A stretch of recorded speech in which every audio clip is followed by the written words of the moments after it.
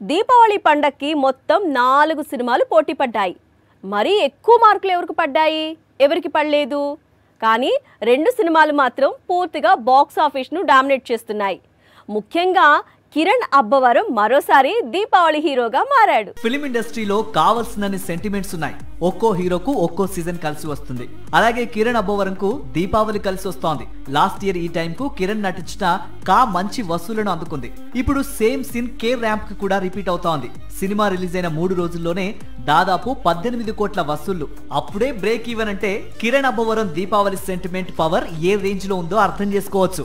Cinema మొదటి show పడగానే overseas నుంచి నెగిటివ్ రివ్యూస్ వచ్చాయి. తెలుగు రాష్ట్రాల్లోనూ అదే టాక్ కంటిన్యూ అయింది. కట్ చేస్తే ఆడియన్స్ మాత్రం రివ్యూస్ పట్టించుకోకుండా కే ర్యాంప్ కు కాసులు కురిపిస్తున్నారు. సిద్ధు జొన్నలగడ్డ నటించిన తెలుసు కదా కూడా 17 కోట్ల గ్రాస్ రాబట్టింది. ప్రస్తుతం సక్సెస్ఫుల్ గా దూసుకుపోతోంది. ఎన్నో అంచనాల మధ్య వచ్చిన మిత్రమండలి మాత్రం వసూళ్లలో కాస్త వెనకబడి ఉంది. హిందీలో రష్మిక నటించిన హారర్ కామెడీ చిత్రం థామాకు నార్త్ ఇండియా పాజిటివ్ రివ్యూస్ ఇచ్చింది. నార్త్ సైడ్ మరోసారి నేషన్ క్రష్ భారీ కలెక్షన్లు చూసే అవకాశాలున్నాయి. పేదవాడి పక్షాన నిలబడతాం, ప్రజా గొంతుకై నినదిస్తాం. వాయిస్ ఆఫ్ వాయిస్లెస్, తెలుగువారి మనస్సాక్షి సాక్షి టీవీ. సాక్షి టీవీ ప్రసారాల కోసం మీ స్థానిక కేబుల్ ఆపరేటర్ను వెంటనే సంప్రదించండి.